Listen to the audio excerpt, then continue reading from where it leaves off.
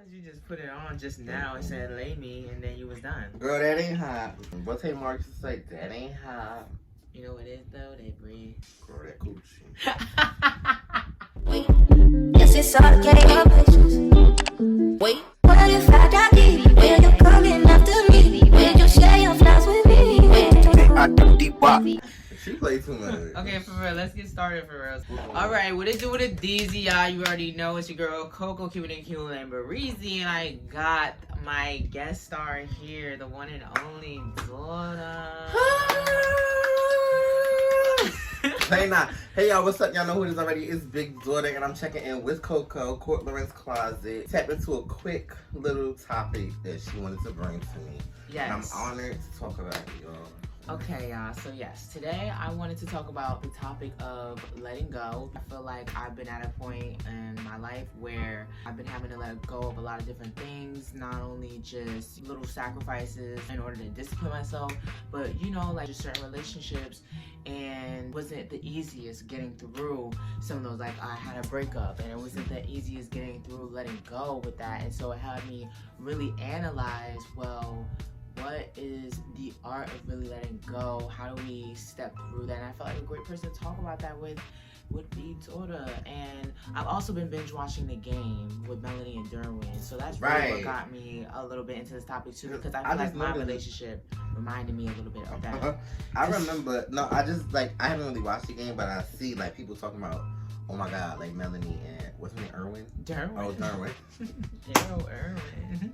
Melanie and Derwin, like they've been going back and forth almost every episode. Exactly. And then, you know, like it's always a leave and then come back. Yeah. But it's just like if you left in the first place, my whole thing is why why come back? I feel as though they feel like they're kind of like each other's forevers, but it's like, why have a forever person when, you know, isn't that just going to keep you on a leash in a sense if you do that? So that's what I really want to talk about with you today. First, asking you, like, why is it that we don't let go? Why do you all right. So for me, it can go two ways. It can go either a manipulative route, or it can be a genuine connection that you and that person have. I'm gonna break it down. So, manipulation. So, manipulation can go into being reminded of the good times that you and that person used to have, and how you guys used to bond with each other, and all of that stuff. So, when it comes to manipulating somebody, say for instance, you guys get into a bad argument, you guys break up due to a particular situation, and then next thing you know, boom, this person is like, well, remember when I used to make you feel good? When I mean feel good, like I used to fuck you real good. You know what I'm saying? And sorry, I don't want to be too loud for the niggas out there, because I know some of my straight friends, how y'all get down and how y'all do things, but I just wanted to open up about it for some people who need clarity. And you know, you guys fall into that lust. So lust can be a very strong manipulation tool, I should say, because then you remember, like, okay, he made me nut good. I like, you know, people we like sex. Yes. You get what I'm saying? And when you have sex with somebody, you are in a very vulnerable spot. So emotionally, you are like, I want to give into this person because this is who I feel most comfortable with. This is who see me in my, you know, at my worst and at my best. I feel like somewhat they kind of have to. Yeah, like they feel obligated. Held on to that person. Yeah, they don't have to be. Right. That's where the manipulation part comes in, and then, you know, people start doing whatever they do, and it doesn't have to necessarily be a man. A woman can do the same thing. You know what I'm saying? Yes. Nobody better than me. You're never gonna find no one. Right. Like I do. Right. This pussy, the best pussy, the wettest pussy, the fattest pussy that you ever had. So it doesn't necessarily have to always be a man. It can be a woman too. But when I get into the genuine side of letting go and trying to keep that bond with someone, for me, it's necessarily that you will be in a relationship with that person. Yes, it may not have worked out when you guys were loving each other, but as a friend, on a friend standard, it may have worked better.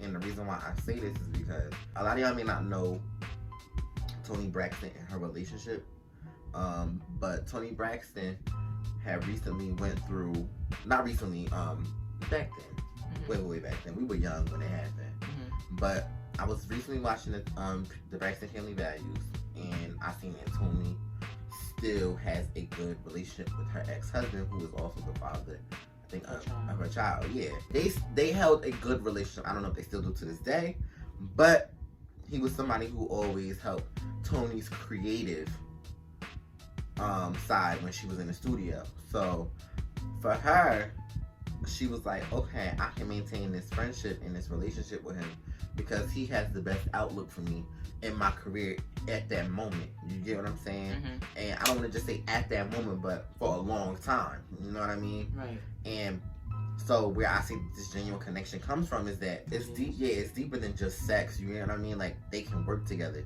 They can co-parent together. They can do things together. And where this genuineness comes from is from them actually having a relationship to understand that, all right, these are the certain boundaries I cannot cross with this person. Now that I know this after being in a however long relationship with them or being married to them too, but I also understand that this is what this person needs in this moment, and especially as friends, and any friend that you had, you know, you guys don't cross certain boundaries, but you guys also understand that this friend needs this from me, and that friend, you know, it's always a reciprocated feeling from somebody. So the genuine connection can necessarily come from, I feel, boundaries that have been set. You know, you guys taking accountability for a lot of things. My question is though, like when someone or, you know, two people can't just have those boundaries with each other, and it is about the lust aspect of it, like they find themselves trying to be friends but slide back into that lust factor of their situation, do you think it was ever real to begin with then? Between them? What's built on sin doesn't stand. What's beyond? What's built on sin does not stand. Okay. So what that means, I like that. without a solid foundation, nothing. It's not going to work out. Regardless, right? Yes, regardless. So, but the thing is, people are still trying to build this sandcastle. People are still trying to stay about the wave's gonna come knock it over. Okay. You around, it you keeps around. on doing it, Right. and that's where we fall back onto the person that has that, like that Durham and Melanie type of situation in a sense, right? Mm-hmm. Have you watched the game? Bits and pieces of it, not everything. From like what you've seen, would you say Durham and Melanie do have a strong relationship? I feel like they have a strong connection because they come back and they can always come back to each other, but it's just not communicated in the right way. Right. You get what I'm saying? So and they let people kind of influence. Right. What goes on between them too. It's just immense for them. It's never like this is what I want. This is how I want it to be. Or can we work towards this being that? You know what I mean? So then, what's your advice for people who are just too comfortable in that state of going back to that person and not letting go and feeling like, you know, obligated? Going back to people is always something you miss. It's because you miss something. They were giving you something that you needed in a moment. You get what I'm saying? And I mean, that's still. So how do you differentiate them needing it for the moment, but then versus them probably saying they need it forever? I say like this. You know when you were young, and this is always an example that you can use in school. You know when you're young, your mother say, "Do not touch that pot because it's hot." But instead, you still go over there and you go touch it, and then when you burn yourself, you got a burn on your hand. Exactly. You get what I'm saying? So now you got this burn on your hand. And you know when you get burned, sometimes either your skin peel or you know you get left with a mark. You get what I'm saying? Yes. So now you telling me you gonna keep going back to do that just to keep doing that to your skin? You get what I'm saying? Think about it. Right. So now you got all these scars on your skin. Nobody not gonna want to look at that, and that's just metaphorically speaking. Right. You get what I'm saying? Nobody's not gonna want to have to deal with that. You know? So this is why you have to learn how to let go, and learning how to let go is, all right, I know that pot was hot.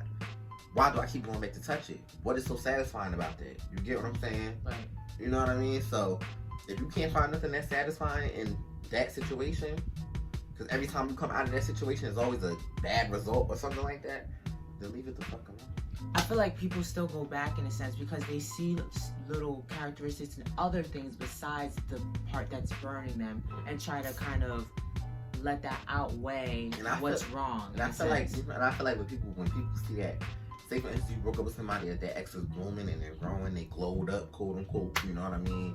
And they looking good now, they got money in their pocket. People tend to flock towards them or try to come back because of something that they may be missing out on. You get what I'm saying? But no, go get your own bag. Go boss up on your own time. You get what I'm saying? So that's just how I look at situations. And I'm not saying that everybody has to look at a situation like that, but if it's something that's always bad coming out of going back and, you know, dipping your hand back or touching that hot pot again, there's no need for you to keep going back. There's Right. no need. And that's another thing I had to learn from, my situation. I had to learn, like, there's certain things that, you shouldn't tolerate. If you have to tolerate something, maybe you shouldn't even be dealing with it at all. Like, you shouldn't have to tolerate anything. It should just be, I want to be in this for real. Like, little things to tolerate would be like, okay, someone's attitude or something, but that can be worked on, that could be fixed, that could be talked about to some extent. But it's like other things of toleration somewhat mess up your standards in a sense, and then now you just settle in for things that you don't need to be settling for. So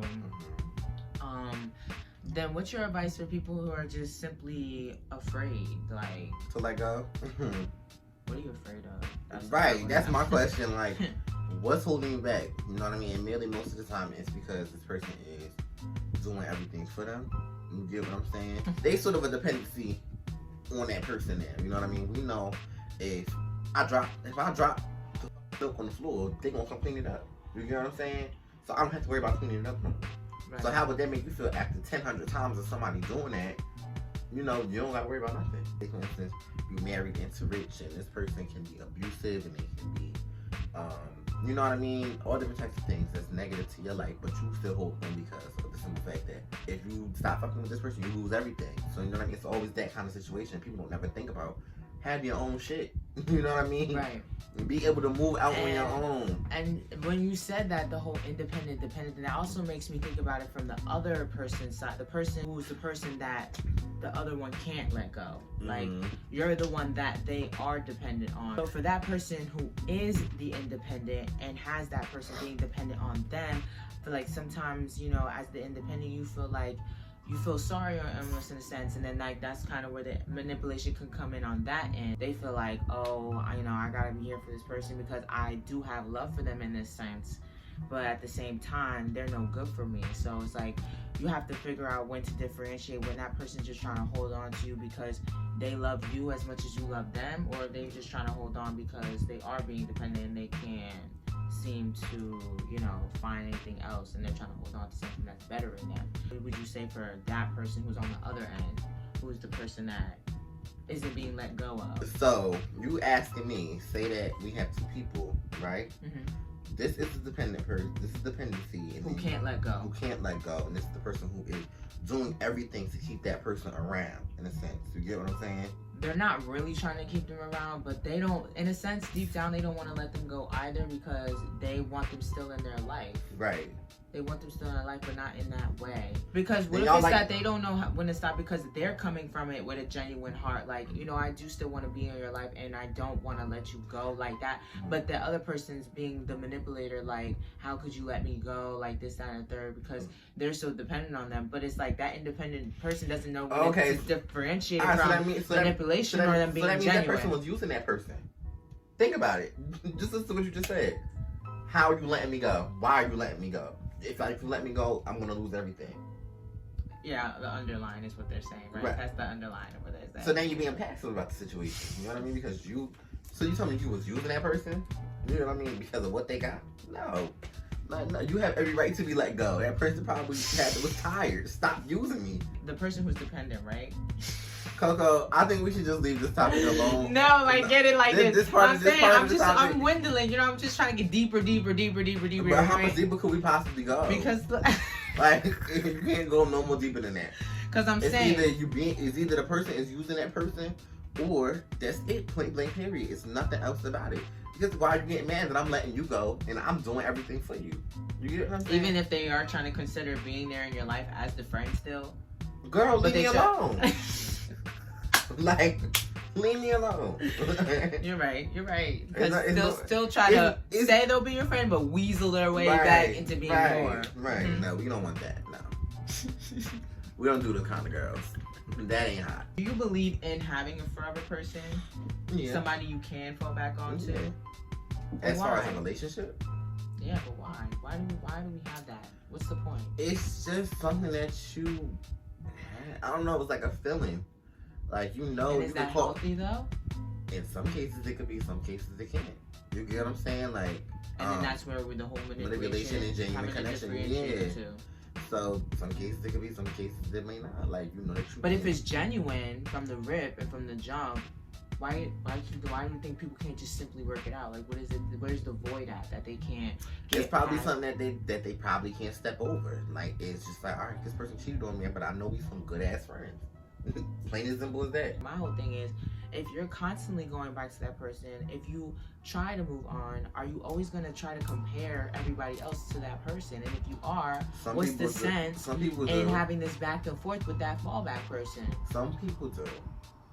And they do that because they're used to one thing, and they're used to that one thing that has been, you know what I mean, that's changed their life in a sense. You know what I mean? I feel like we all go through it. You know what I mean? Like, and usually that's our blueprint to how we have relationships with people. You know what I mean? When we fall in love, like, okay, we like low-key compare them to something else that it is we had. Yeah. So, but like, what's your advice for that type of person that just feels as though they low-key want to move on, but they find themselves, their mind and their heart always just going back to that one person? If you are not fully open to being optimistic about dating, don't date yet. Wait till you know that. Wait until you feel. But while they're waiting, they can't be sitting here trying to go back to Billy O, Schmo, or whoever. Like, I know, but and that's what people try to do, and that's not going to help them grow. But that's within them. Mm-hmm. They gotta want that choice. Mm-hmm. And I say this to everything.